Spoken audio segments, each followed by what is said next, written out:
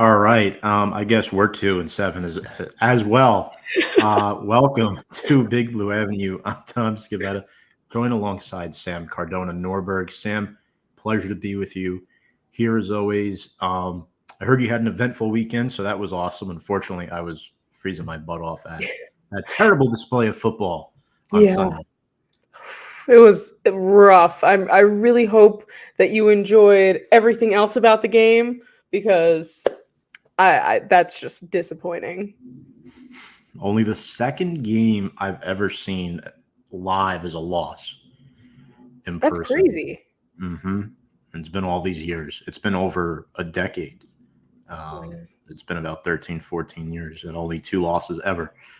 Um, but yeah, so we'll spend very little time on this game. We'll immediately jump into our key takeaways. But first, you can follow us on all of our social media uh, platforms below. I have a special guest tonight, Brady Campbell. You may remember his name. Very familiar with the show. Wanted to get him on. I know he was interested in talking some Giants football. So, Sam, you did not get to watch this game live. Um, Overall, just your general synopsis, maybe not just on this game, on where the Giants are at this point. I feel like 2 years ago was the good year for this show talking about this team. And we thought it was going to go uphill and we were going to have good seasons of shows. And now it's teetered and we're here. And this is low. This is very, very low.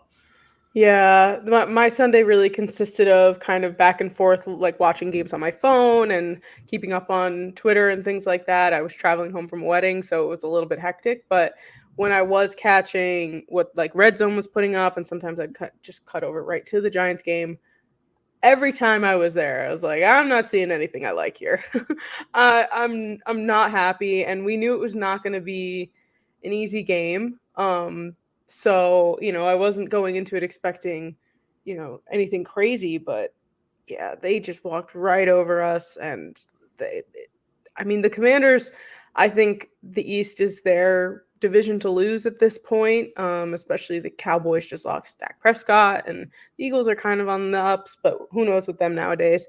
So I just was like watching this, and I was like, we just really couldn't stand a chance anymore. And I feel like I'm seeing all the stats with like Daniel Jones this and Daniel Jones this and blah blah blah, and like I feel like I've just kind of shut my brain off from that, and I'm already like done. Like I'm like, okay, fine, it's good. I'm over it. I've had my piece. No more. I just like I can't do it anymore. I can't see. Oh, it's been 600 plus days since he threw a touchdown. We know. We know. Okay, we know that the Chiefs have won 2 Super Bowls in that time. We know. It's fine. Yeah, and the one stat that was like, oh my God, just sitting there, Sam, at halftime in person. I'm only bringing this up because when we heard the stats at hit, my brother and I just looked at each other. 4 for 4, 0 yards, 1 touchdown. That is an all-time stat line right there. Um, I don't Only know. Daniel Jones. I don't know how he keeps getting like 0 to negative yards and like getting points on the board. I'm lost. I don't know how it works, but somehow it keeps happening. Oh, absolutely. No sacks this week, and now we're picking 7th in the draft. So I guess let me ask you this before we get into our New York Giants Player of the Week. How do you feel about Brian Daboll right now? I know at this point of the season, look, I'm still going to watch the Giants, but Yeah. I'm at the point, it's only week 10. Like, don't call me crazy if I'm watching other games more than the Giants, especially in the second half, because, Sam, there was no home field advantage on Sunday. Holy smokes. Like, there was a lot of red down in the 100 section. What happened to the old days where the Giants were such a fierce team at home and opponents feared to play at Giant Stadium? Now we've reached here and it's brutal. But Yeah, I feel can like you that. blame the fans? I honestly no. I mean, I'm most likely not attending a Giants game this year, unless something comes up. But like, I wasn't planning on it. But it's just, why am I going to spend the money to go be cold at MetLife Stadium, which is a crappy stadium and a crappy drive to get to anyway, to watch the Giants lose? Like, I don't know. But in terms of Brian Daboll, I keep going back and forth about it because like sometimes I'm like, okay, not we can't put all of it on him. And then sometimes I'm like, okay, well, he's making some really stupid calls, and we know that he's in charge of the offense right now. So it's like, you're the call, you're making these plays. Like, what do we need to give it back to Kafka? Like, what's going on? Are you overwhelmed? Like, I just like I can't figure it out, because sometimes we're just like, oh yeah, Daboll's staying, no problems, this and that, blah blah blah. We're gonna get rid of Daniel, and then sometimes I'm like, he's doing an awful job. So I go back and forth about it. Right now, I'm feeling very angry about the fact that his play calling is really crappy, and like the whole thing was like taking it away from Kafka because Dable was going to be better at it. I'm not seeing much of a difference. And I get it. You want to run the football. The Commanders are really bad at defending the run, but you're playing from behind. You're letting all the clock run off. And I could understand Malik Neighbors' frustration. I think it's a combination of things. In 2022, we know Daboll did not have the personnel to do what he's doing now. 2 years later, he still does not have the personnel to do what he's trying to do now, even with Malik Neighbors, Theo Johnson.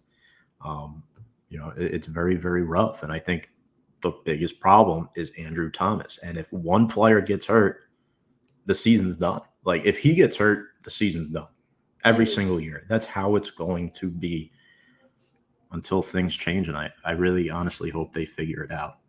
And it shouldn't be like that, right? Like, if one player gets hurt, your entire season should not go down the drain. You should, obviously feel some effects of it, but you should be able to adapt and adjust and move on and continue to win games. The Giants cannot do that. And it's like Andrew Thomas is that, it's like the piece of the oven that turns the burner on. Without it, you can't turn it on. So that's just, and it just shouldn't be like that. I will say, though, one addition this year I've been very fond of, Sam. I don't know about you. He goes under the radar. Nobody talks about him. It's our New York Giants Player of the Week. And this week, we chose the Long Island local, Greg Van Roten. Yes, we did. So Greg, honestly, Tom reached out and said, I think you should get him Player of the Week. And I said, honestly, yeah, I did not see anybody else who was deserving of it. So he was the highest graded offensive lineman in week 9, Giants offensive lineman, I should say. He had a 77.1 PFF grade, didn't allow any pressures, 87.3 run blocking grade in week 8, 386 pass blocking snaps, just 2 sacks allowed. Like, he's stepping up to the plate here. 9 games started and 100% of the offensive snaps. Only 8 career penalties at 34 years old. Man is disciplined. I mean, he did his job, and he did what he had to do. Greg Van Roten should never be Player of the Week again. And that's no disrespect to Greg Van Roten. That's a shot at the Giants. And this is what you made us do this week. Yeah. Play better, do better. And I like Brian Daboll. I do. Part of me feels bad for him. I like Daboll more than Shane, to be honest with you. I think Daboll's a hothead. Yeah. I think he's a little bit too old school in some of his ways. It works in ways, but in others you have to adapt, and you have to learn your locker room, learn your audience, keep your outside stuff outside of the workplace. And sometimes it's building up, Sam. And isn't it ridiculous that we're paying a quarterback $40 million and every single week he has to announce him as the starting quarterback on the Monday presser?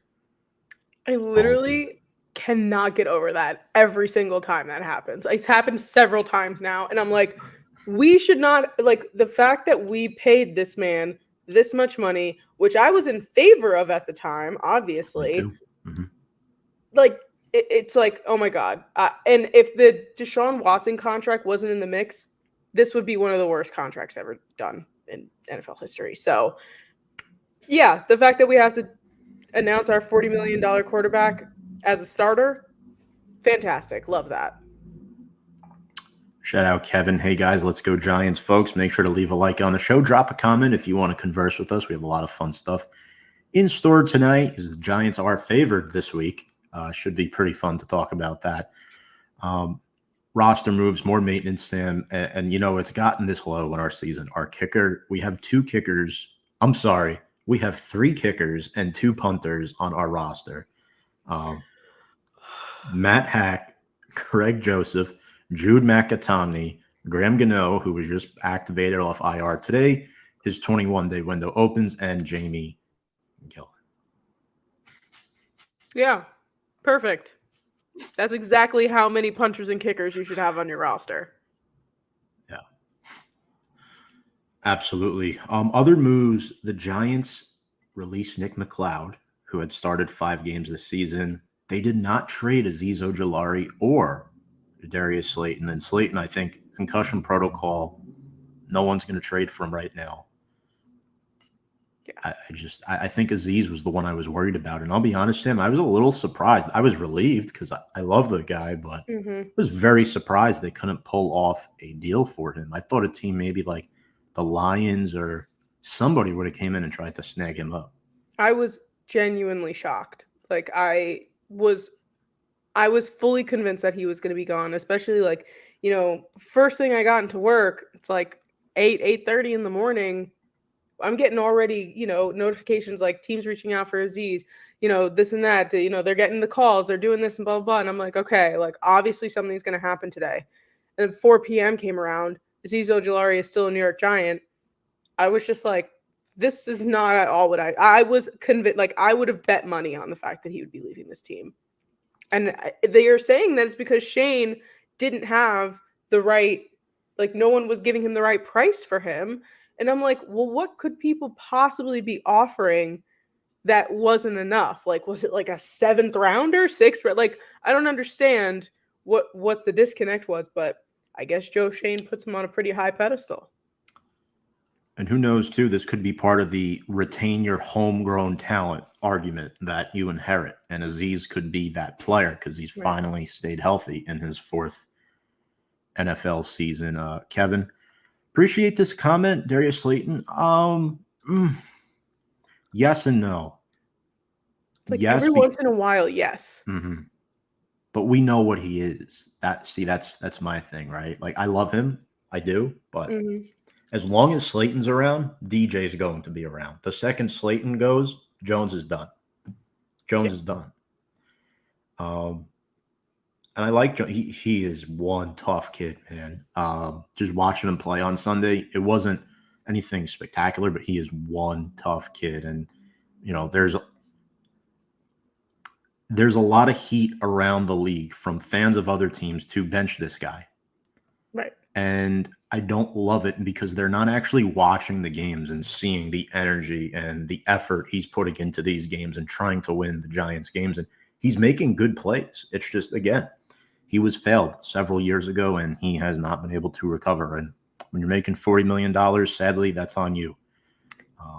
I don't know if you're familiar with the Angry Run segment on Good Morning Football. I've heard of this.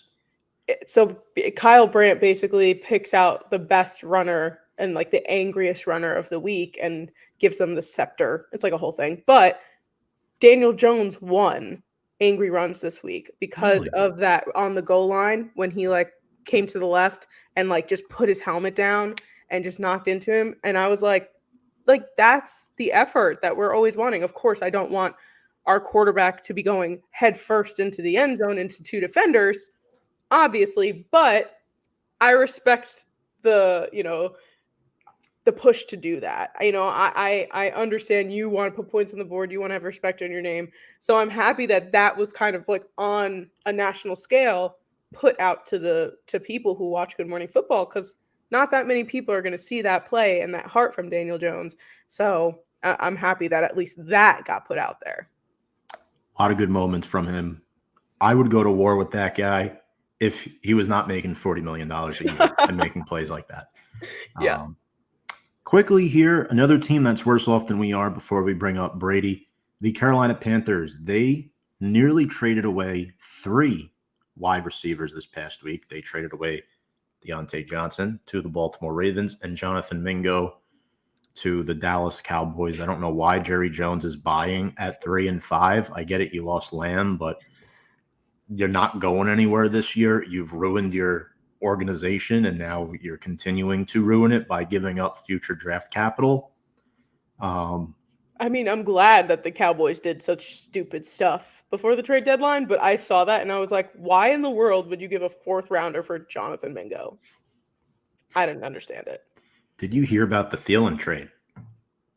No. Wait, what? It fell through So what happened was the Panthers had a deal to send Adam Thielen to the Pittsburgh Steelers, but Thielen suffered a hamstring injury, re-aggravated the hamstring injury, and that avoided him being traded.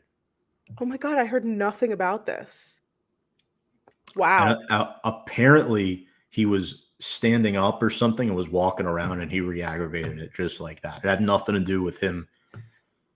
That's the sad part too. He should be on a contender right now, but he's not. He's stuck in Carolina due to luck. Bad luck, essentially. I feel bad for Adam Thielen all around. He was a monster, and Guy. it just kind of just fallen apart for him. And I feel awful. You're right. He should be on a contender because he could do great things despite being an older guy. But man, I would have loved to see him on the Steelers. Absolutely. Steelers could definitely use another baller. So moving on to Germany, I believe the game is being played in Munich this week. What is it, Sam? 9:30? 9:30. So Germany is 6 hours ahead of the States. I wrote Commanders favored by 5, but it's the Giants favored by 5. I see that. Yeah, we're favored. Mm-hmm. Whoop, whoop. And this is the 5th game in Germany. This is actually not the Giants' first time playing an NFL game in Germany. First time in the international series, but they played the Chargers there back in 1994. A little fun fact. So yeah, best of luck to Big Blue this week. And before we get into some keys of the game, let's introduce our guest. Definitely excited to bring him up. Brady Campbell, former co-host of the Santa Maria podcast, diehard Giants and Mets fan like myself, and Greg Van Roten, our player of the week. Brady, how are you doing? You're muted. Thank you. Sorry. It's all right. We're all 2-7. We're all 2-7. We're all in this together. We are. What I was saying was, as far as the Giants go, it could be better. But yeah, overall I'm doing well. Thank you for having me on again, guys. Hopefully this is a good week to come on, because the Giants are a favorite, as you said. Maybe could get a win overseas, and yeah, excited to be on.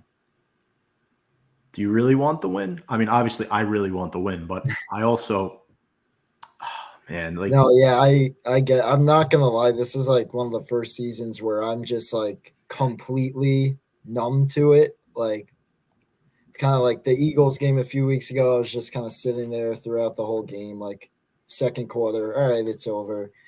The game last week, kind of the same thing. And yeah, so I always want to win, but like this year in particular, I have kind of been like, well, we kind of need a quarterback now for next season, since it's not looking like Jones is going to be here. And I mean, we're at pick 7, I think, and all these other teams are right around us. So it's definitely a tough decision, but at this point, especially too, I would like to see them beat a team that they definitely could beat. But yeah, I completely get that sentiment as well. Yeah, I agree. I feel the same way about this season. It's just been like last year, I even remember being excited about those late season wins, despite it kind of pushing our draft capital down a bit. But this year, I'm just like, I'd love to see wins, but at the same time, if we keep losing, all right, Yeah.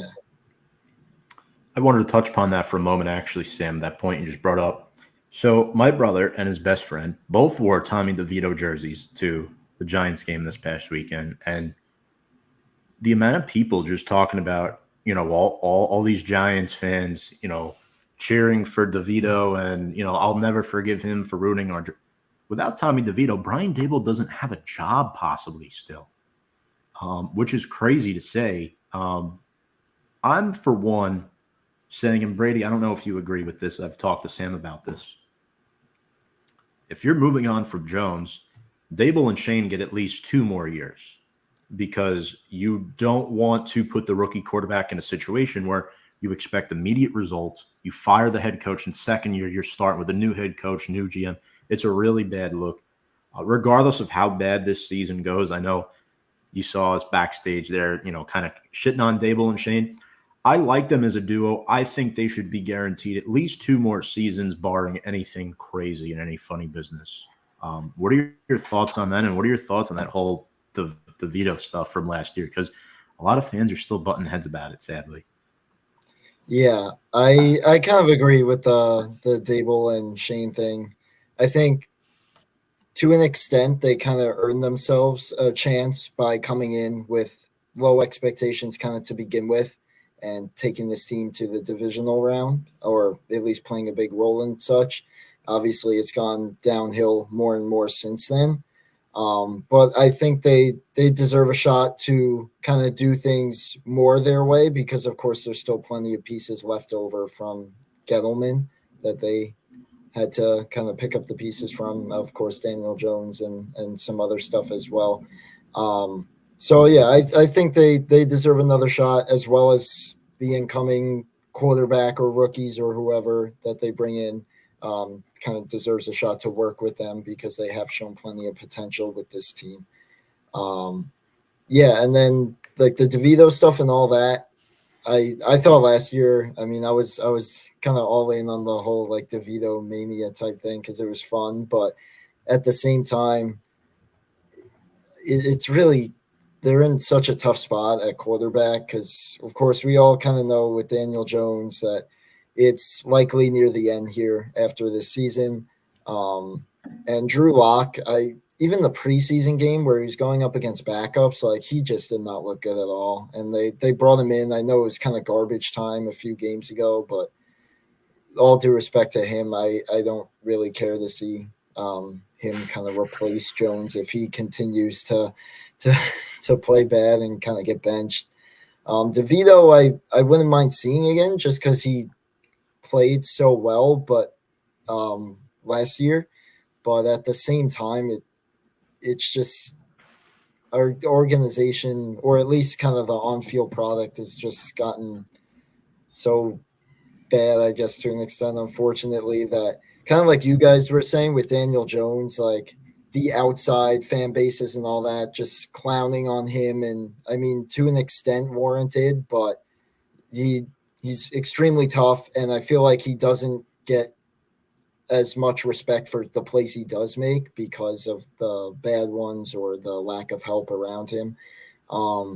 So, I mean, I feel like you got to give him a chance to finish out the season or at least the next game or few games. But, yeah, having to hear Daboll every week, like Daniel Jones is our guy for next week and all that, it's really painful to listen to. But hopefully – after this season, they could kind of start to figure it out a little bit. Yeah, I'm definitely one of those people that I do own a Tommy DeVito shirt. So, and I had it on. When was that, Tom? Like week 2 or 3, I put that on because I was just like so fed up. It might have been after the Vikings game. Yeah, I was just like, you know what? Screw it. I'm gonna throw this thing on. Tommy DeVito just makes things fun. He really does. And, you know, he's a Jersey kid and it's, you know, it's a local thing and everything. Living with his parents still, I'm assuming.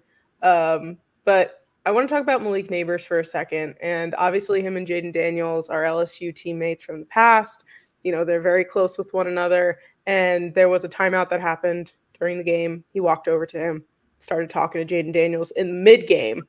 Do you kind of have any thoughts about this? Do you feel like it was a little unprofessional on his end? So kind of back to my earlier point about how I wasn't even fully paying attention to this game. It was on like our big TV, Fair. but we kind of brought a smaller one into the room this. because we were watching the Islanders Rangers game, which obviously didn't go my way either. But and of course hockey's the faster paced sport, so that you have more potential to miss stuff with that. But I remember they came back from commercial and they were kind of talking about that. I didn't really see the whole thing, but I feel like there's plenty of time for that after the game when they, you know, good game, whatever, congrats, like, and even maybe during warmups. I get like if Neighbors gets like tackle or whatever during the sideline, maybe they like crack a joke, Daniels comes running over, whatever. But yeah, it kind of it does rub me the wrong way a little bit, especially like the season they're having with how bad it is, and especially now the Commanders too going in the opposite direction. It kind of is a little bit of a bad look, and that has kind of annoyed me because I feel like stuff like that has kind of happened over the last few years. Like another thing that aggravated me, a little bit of a different situation, but Jermaine Illuminor talking about how he locked down TJ Watt, and TJ Watt made some huge plays down the stretch of that game to win it for the Steelers.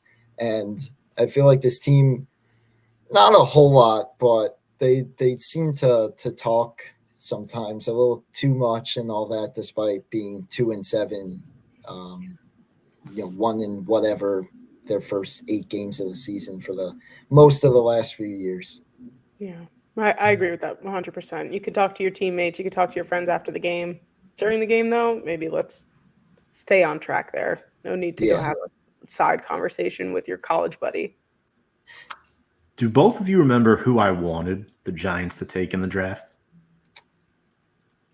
This past draft? Yes. Didn't you want Rome? Mm-hmm. Oh, I love Rome. Look at Rome now. Malik Neighbors has not scored a touchdown since week 3. There's no denying he's an incredible talent, but I'm just sitting there and I'm like, I'm seeing these number 9 Malik Neighbors. I'm like, how stupid could you be? Like, you just automatically buy this guy's jersey before he even picks a number. Like, he's great. I'd say now he's a top 10 receiver, maybe not top 5 after, not scoring for the last several weeks. But damn, I just think for a losing season like this, you're trying to rebuild. I think Rome would have been the better option. Malik is that guy you insert, I think, if you're trying to win right now. That's just my opinion, but I don't want to. If he caught that ball in Washington, I know they didn't have a kicker, and that's a whole other thing, but if he catches that ball on 4th down, they might have another win. And he's had a few other kind of drops. And overall, not to get off topic, but the receivers, I mean, Daniel Jones hasn't had the best season, but sometimes he puts it on target or close to it, and these guys at times can't catch a cold, which is very frustrating. Yeah. I mean, we should have knew something was up when he called him Daniel Jones, right? That was the first red flag. Next up, Brady, we talked about Daniel Jones a lot so far, but the team is more than Daniel Jones. There are a lot of other guys on this team that are making big bucks. Which position unit do you think is struggling the most this year? I think, could we agree top 3? It's in no particular order. Defensive line, not being able to stop the run. Quarterback and corner.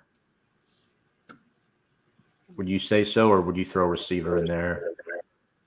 I personally would agree with that. I think receiver's kind of a close, like a 4th or so, just because they don't have the best guys and they can't even catch some catchable balls.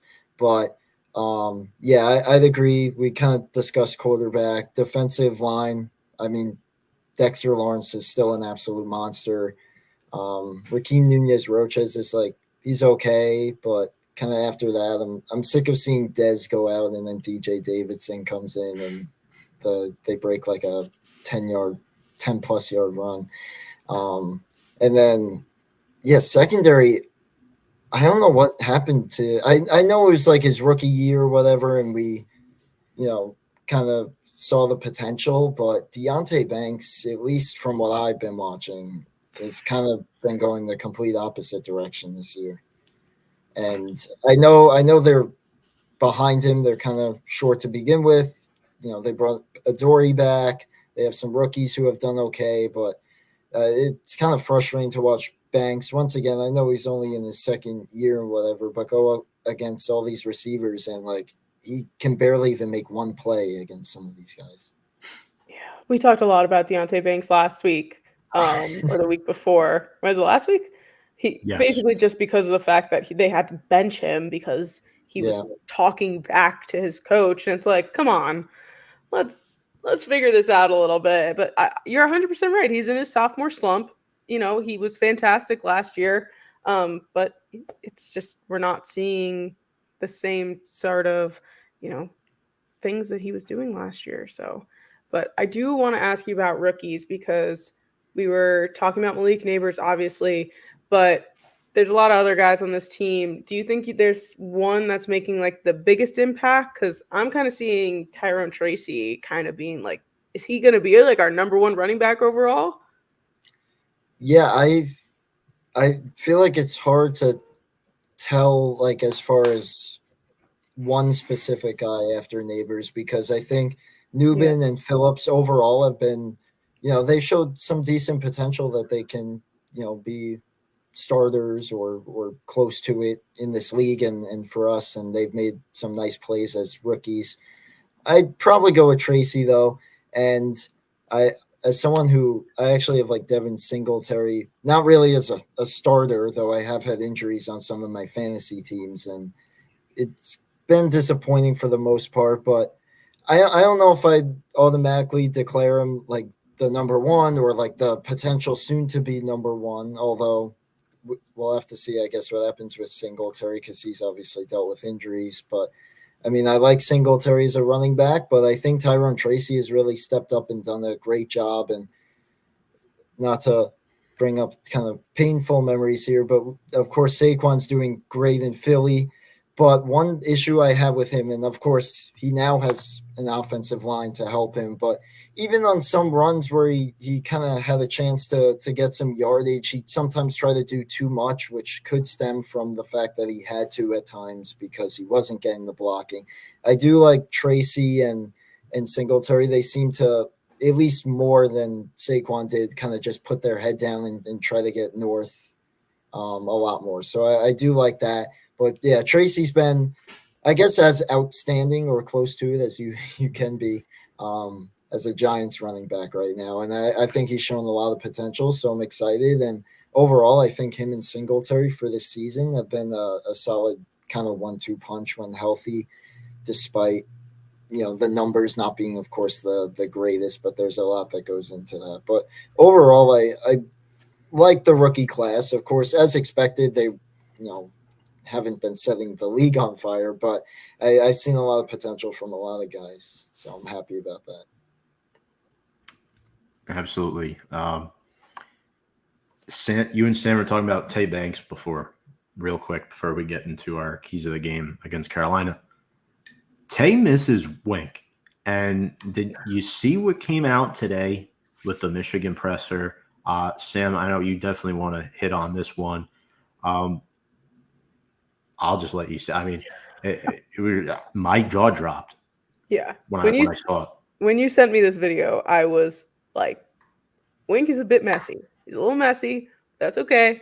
For those that haven't seen it, Wink Martindale is obviously on the Michigan staff now, and he came out and he was talking about how happy he is to be in Michigan and all this stuff and blah, blah, blah. And he's like, I'm a lot happier to be here in this situation rather than being 2-7. Obviously a very blatant blow towards the New York Giants. And we all know how it ended last year with him and Daboll. Like, it was like a little bit weird. I genuinely was like, wow, just kick us while we're down. Why don't you? It's like, there's really no reason for him to be throwing blows at us like this, especially since it's been quite a number of months. And obviously you're in a much better situation. It's like, what are you doing coming back and talking about us for? It's like, just a little bit of a low blow, in my opinion. This is the same guy. Didn't they give up like 38 points to Oregon last weekend? They're 5-4 overall, 3-3. So for college football standards and being the defending champs, I know Harbaugh is gone. There's been some changes, but it's not like they're doing great over there either. So really no reason for that, in my opinion. No. And don't get me wrong, I don't think Shane Bowen's an upgrade. I don't. But the run defense, my God, it's been bad. So, I mean, I could see what Wink is thinking there and trying to say. I think guys like Tay Banks were better off in Wink's scheme, and I think that's why you see a decline this year. But there was another video that came out, not to drag on this topic, but Terry McLaurin giving us a play-by-play on what Banks did wrong on that touchdown. Yeah. Did you see that? Yeah. That was rough. Watch that clip, Brady, if you get a chance. He's on a podcast or some interview or something, just saying very detailed explanation on how he just a simple 2-yard slant. I mean, anybody could run that. Any of us three could run that and score. Play better. There's no other way to put it. His heart is not in it. Unfortunately. Yeah, I don't know what's going on with him. I think Justin Jefferson scored a similar one in week 1. Mm-hmm. And I feel like he's been beaten on that a few times. I think, Tom, I heard you mention that was like your second loss in person or something like that. Yes. Because I happened to be or the last game, I happened to be at week 1, and I still haven't seen a win in person. Now, I don't go to too many games. But yeah, that one was ugly, and that kind of was a catalyst to why I have not been as into it as I probably should have. But at least I got this coin that they did in the giveaway. Not like an LT bobblehead or anything like that. I got a nice 100th season coin to keep in my room just in case I'm like officiating a game. I could use this for the coin toss. Maybe it'll be worth money one day. Possibly. It's better than like the medium Pepsi on like fan appreciation day that I had a few years ago. I was about to say something funny too on top of that, but it slipped my mind. If it comes back, I'll bring it up again. But let's get into keys of the game. So, what is it? The Giants fly out tomorrow morning, or possibly take an all-nighter? Yeah, tomorrow. Slayton's not going to make it. I don't know if he's going to make that flight. I mean, if you're in the early stages of concussion protocol, you can't travel like that. He's going to be seeing stars, and this is not his first concussion. It's a problem. He's had multiple concussions in his career, and I'm definitely concerned for Darius. But Brady, we'll start with you here. What's key for the Giants to come out on top? Obviously, this is a game where both teams are now 2-7, and Carolina has much worse problems than the Giants. I don't know about you guys, but I was looking up and down Carolina's roster. Half the guys that are starting, I have never heard of before. These are practice squad guys, actually. They're bad. They're badder than bad. I can't even believe the fact that they are getting rid of most of their offense, and now they're gonna go play this game. Have they replaced Deontay Johnson and Jonathan Mingo? I feel like who do they have to take that place? That's the point. They're just gonna tank the season probably and just be that bad. Probably start practice squad guys like David. He's not on the team, but a David Sills type of player. Right. Or a Richie James, those guys, Isaiah Hodgins. Which obviously we know from experience doesn't really work. So obviously it is that they're just tossing this game. But if we can't beat the Panthers, I'm going to be incredibly concerned. Jet lag, international thing aside, you guys are both traveling. It's going to be the same. You guys are both on the East Coast. It's not like one's going to be having more of a, jet lag than the other. You're both traveling. You're both getting there. You're both going to be tired. You both have to acclimate. If you can't beat the Carolina Panthers, it's not going to be good. It's not going to be good. Brady, what's the key? I think it's kind of fairly simple. I'd say the first one's got to be protecting Daniel Jones, which isn't always the easiest thing. But, I think against this Carolina Panthers team, you give him decent protection. He could probably make enough happen to put the Giants in a good position to win. I think on the other side, too, it's kind of the opposite. The Giants somehow I don't know if they still do after last week, but are one of the top leaders in sacks. Still number one. That's great. That's a great surprise, I guess. The Giants are leading the league in something positive. But I think keeping the pressure on Bryce Young is the starter. I had to double check that in my mind. He's back. Yeah.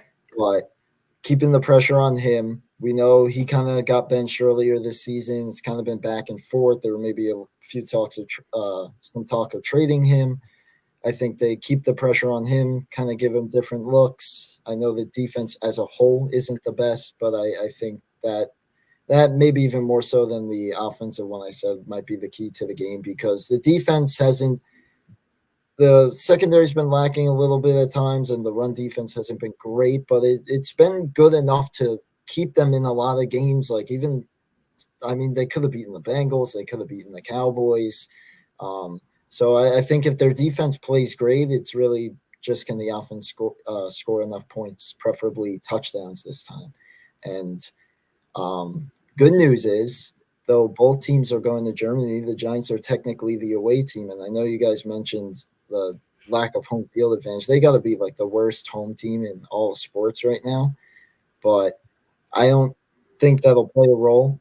But that's kind of a positive and a key that I take away at this point in the season. But overall, I think kind of the defense more so, keeping the pressure up on Bryce Young in that offense, and on the other side, giving Daniel Jones enough times to make plays, because usually if he has a decent enough time, he could do some decent things with the football. Sam, what about you?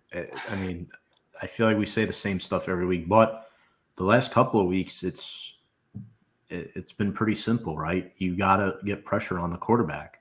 Mm-hmm. Yeah, I mean, that's basically, I think, going to be all of our keys to the game here. We know Bryce Young is a vulnerable quarterback. We need to make sure that he continues to be a vulnerable quarterback. Use their weaknesses to our advantage, even though we're not as strong of a team. We're a stronger team than them. So let's jump on those types of things. And then just kind of hone in on their best players, right? Like Chuba Hubbard's still on this team. And odds are, without the fact that they have no receivers, basically, like they're going to be running the ball. Let's contain the run. Let's contain Chuba. Like that's basically it. And on the offensive side, I would just love for them to just, I think I say this every single week, nickel and dime, nickel and dime, nickel and dime. You'll get down the field and you'll be able to get, we saw Daniel Jones run into the end zone. It's possible. They just have to get there, and they always have a hard time getting there. So I think those are probably, I know I gave two, but those are probably the best keys to the game. I'm going to go a little bit outside the box here. So obviously my main one is going to be contain Chuba Hubbard. It's been a problem all season long, and that's how the Panthers stay in the game. The Giants need to make Bryce Young beat them because they can't. Dexter Lawrence is running at you. Aziz, Brian Burns, even without Kayvon, it's a wrap. If they get pressure on Bryce, it's done. Their only good receivers, their first-round rookie, Xavier Leggett. Other than that, they have nobody. You're talking about Jalen Coker after that. For me, it's get explosive plays. Take shots. I mean, you want to expand your fan base? Now is the time. You're going to Germany. They have a huge following in London. They have a decent following in Germany as well. I mean, the Chiefs went there last year, and they got a real treat with them. Are they going to get a treat with the Giants and the Panthers, two bottom feeders in the NFC? Keep in mind, one of them does have 4 Super Bowls. So, look, I know we've been bad the past 12, 13 years. The Giants are still one of the best franchises in NFL history. I'm biased. I think we're a top 5 franchise. At worst, we're top 10. I mean, through all this downtime, expand your fan base, get some explosive plays, give the fans something to cheer about. They're paying their money to go see Malik Neighbors. They want to see Tyrone Tracy. They want to see Wan'Dale Robinson. They want to see Daniel Jones. I mean, who wouldn't, right? And yeah, get your money's worth, get explosive plays, and don't say anything dumb at the end of the game. Unfortunately, like Brady mentioned earlier in the show, the Giants have been notorious for saying dumb things, but not DJ, of course. He's a saint. But some of these other guys are just not too bright with the New York media. I could see why the Maras like having Daniel Jones around, because he keeps things very cool, calm, collected. But unfortunately, it hasn't resulted in many wins. So players to watch. Sam, we'll start with you here. Who on the Giants end, if anybody, on Carolina? No disrespect. feel like I need to throw Greg Van Roten in there. But no, in all seriousness, Mets. I would just love to see Malik Neighbors get a little bit more involved, because we've seen what he can do. We've obviously, in the beginning of the season, we were utilizing him great. I don't know what is happening in between. I don't know if it's a chemistry thing or what have you, if it's a Daniel Jones thing. But I think Malik Neighbors is definitely someone that needs to get the ball a little bit more and just get utilized in the correct way. And for the Panthers, I'll just go with Bryce Young. There's really not that. The thing is that I would probably say like Deontay Johnson, but he's not on the team anymore as of yesterday. So like, I just gonna go safe and just say Bryce Young because he's probably the best-ish player on that team, even though he's not that great. Brady, what about you? So for the Giants, I think I'm going to go with Tay Banks just because the Panthers traded away a few of their receivers. Xavier Legette is probably their wide receiver one, I'd say. Mm-hmm. And he's not one of the greatest receivers, no disrespect to him, but I think this could be almost a get-right game for Deontay Banks, if you will. At this point, he's got to be Bryce Young's favorite target, Legette. So I think this is going to be huge. Like you said, you can't let Bryce Young beat you.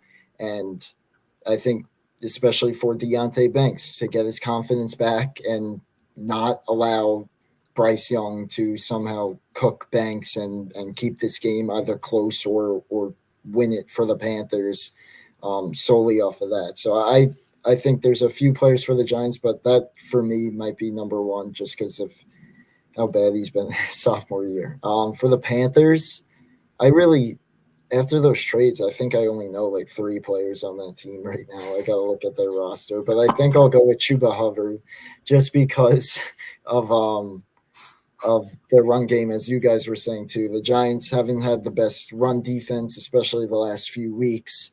So I think it's going to be big to contain Chuba Hubbard for them, and for Chuba Hubbard, I don't want to say carry, but like to an extent, kind of he's going to have to carry the load, I guess, for the Panthers offense to kind of help them put some points on the board and I suppose keep this game close or give them a chance in this one. Sorry, somebody's playing the saxophone down the block. Maybe it's the motorcycle guy. Yeah, that comes by once every show, Brady. Every time Sam and I do a show, the motorcycle's going by. Motorcycle. But I haven't heard it yet, so maybe he's playing his saxophone. They're out there. I hear them, but we also live by LaGuardia Airport, so there's a lot of that. Okay, I thought I heard it. Anyway, back to the show. For the Giants, I'm going to throw all my chips to the middle of the table. You want to give somebody to cheer about? Hot take, Darius Slayton does not make the trip to Germany. If he does, he does not play. Jalen Hyatt scores his first NFL touchdown. Oh, right. Jalen Hyatt exists. Yes, he does, and he will score. Pretty confident in that, actually. The Panthers secondary is not that good. I know J.C. Horn is there, former first-round pick, but he's a guy who struggled a lot. He's dealt with some injuries, and I'm intrigued to see what happens there. I think controlling the line of scrimmage is key. John Michael Schmitz has a challenging matchup going up against Ashawn Robinson, who played for the Giants last season. Can he move the line of scrimmage, and can Tracy fill in those holes like he did last week against Washington? They exploited a bad run defense. Carolina, not too much better. For the Panthers, I'm going to go with one of their rookies. It's tight end Jatavion Sanders. Last week had 4 catches for 87 yards. He's a big play threat over the middle of the field. Just 24 catches on the season. No touchdowns yet, but he has 4 big play catches. And what has the Giants defense done this season? They've given up a lot of big plays. So I think that's a guy I'm keeping an eye on for Carolina. There are a couple decent players on this team. There's just not many. Also, I think Andy Dalton is fully healthy again, but they're going to stick with Bryce Young. I know He was dealing with an injury, Andy was, that caused Bryce to get back in there. But they're just going to stick with Bryce, as they should. Also, not so fun fact about Tay Banks, just to add more fuel to the fire. You know, he's allowed 6 touchdown catches in 9 games this season. 6. That's crazy. They're targeting him at a record rate. That's the most in the NFL for any corner drafted in the last 3 drafts in the first round. Good job, scout team. Love it. Yeah, and that's our players to watch segment. Definitely interested to see how this goes. And yeah, I think without further ado, actually, we have one more thing to talk about. Will either of these guys play? We're the only team in the NFL this season that had our kicker and our punter out for multiple weeks. And they're still on the injury report. Brady, I don't know if you heard us backstage before. The Giants, kickers and punters combined, 5.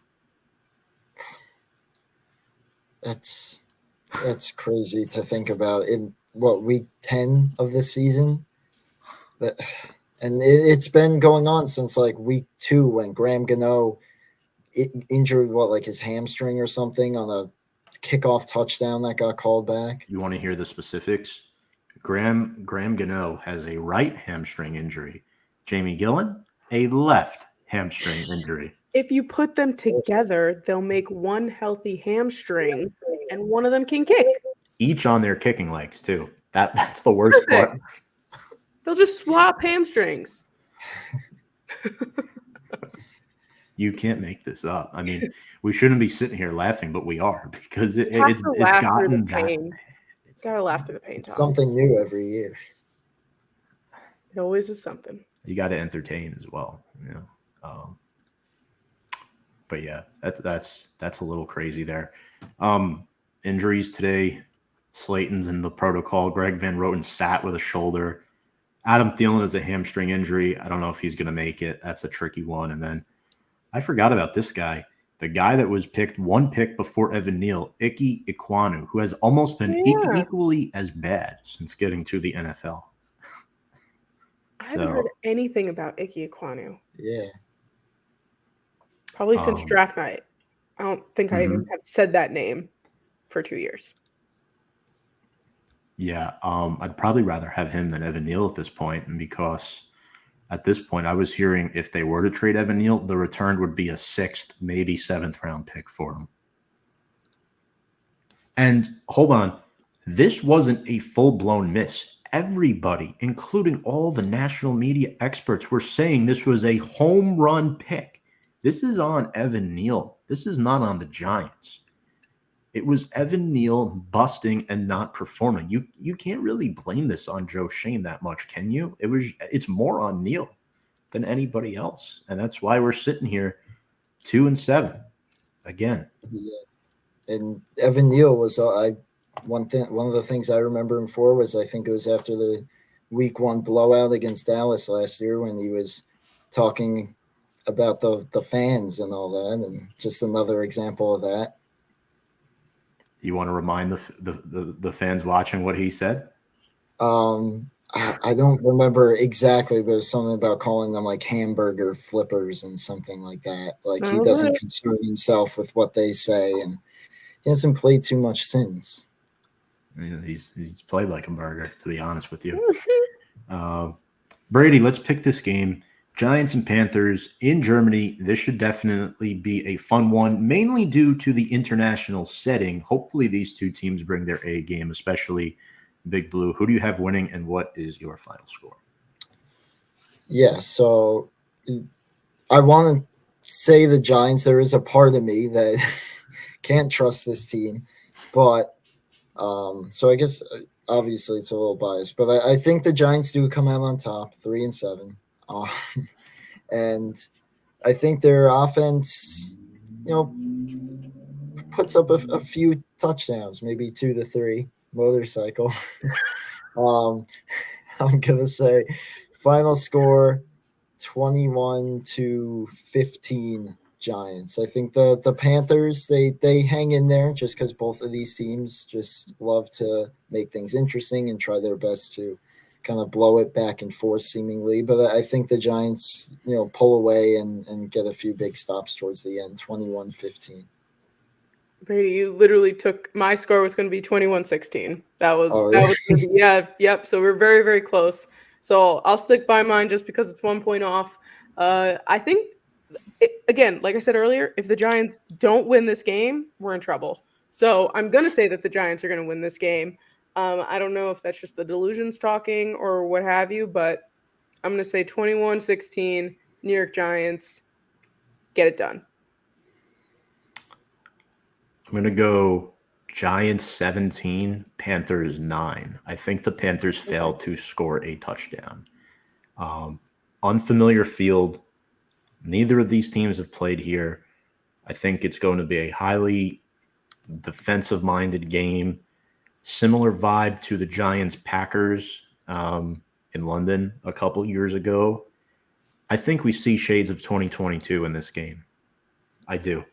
And, that's my prediction. Giants 17, Panthers 9. Now, I want to ask you both, and I feel like this has to be asked. Now, there's an airplane. If the Giants somehow lose this game heading into the bye, right? So week 11's a bye. We wouldn't come back until week 12. What changes? Starting lineup, coaching staff. If they lose this game, do you think anything happens at all, like personnel-wise? I think that they officially sit Daniel Jones.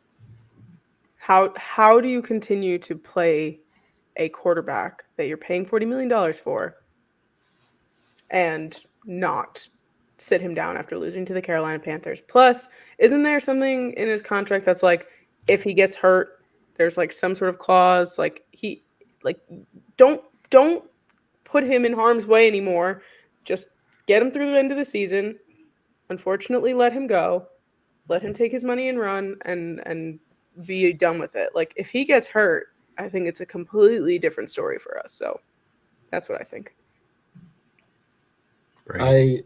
I think I agree. Now, there's always the possibility that he plays at least okay, and there's other factors that, such as what we've seen several times where receivers drop important passes.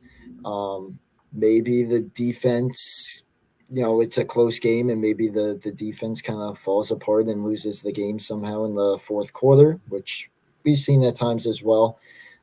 So, if that happens, maybe I suppose it's not necessarily on Daniel Jones and they'll play him. But I do agree, especially with the injury clause and all that if he doesn't play great, I could definitely see him getting benched.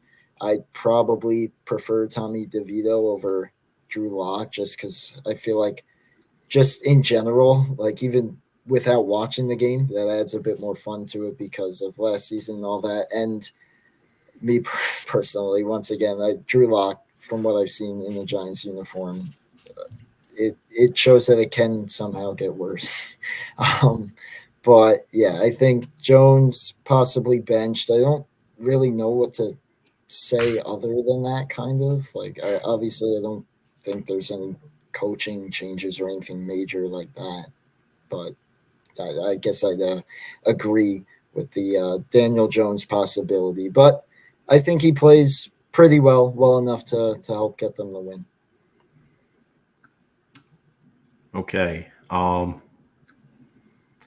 So, and that's a good comment there by the goofballs. What's up, two giant goofballs? If he gets hurt, and is out for the year, all of next year is guaranteed. Yeah, that's what I was remembering. I couldn't remember the exact details of it. So I could totally see Daboll right now. You know how every week they ask him, is Jones still your starting quarterback? And then the answer is, he is. And the answer is, after the bye, he's not. We're going to go with Drew. And that's going to be to the displeasure of many Giants fans. But I'm telling you, Drew is probably going to get hurt at some point. Giants luck. And then DeVito comes in there, and we finish 5-12, 6-11, and too far out of range to get what we want the next year. And we do this thing all over again because things do happen in threes. Yep. I'm going to go a little different here.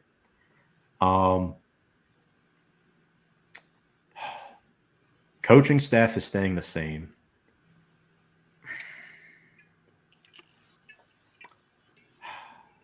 I feel like that's the only option. Like, that's the default option, right? That's the easiest thing to do. The only other thing if the Giants give up like 30 points, Shane Bowen's gone.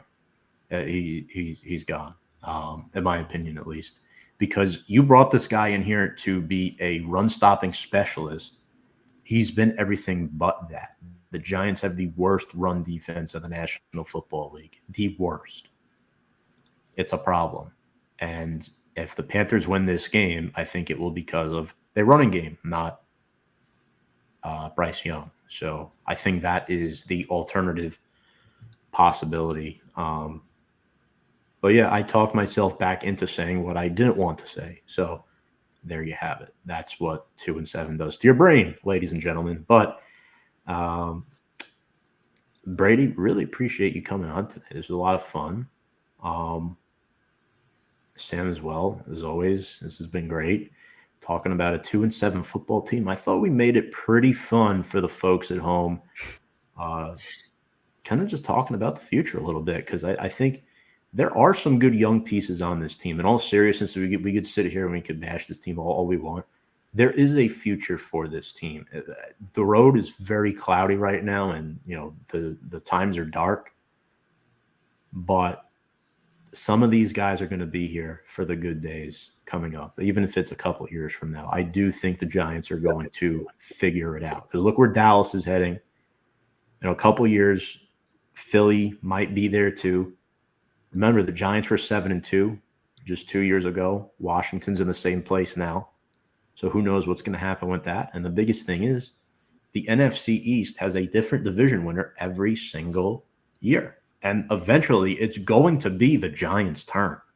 This is not going to go on forever, ladies and gentlemen. So that's my take on that. The optimistic take, at least. Yep.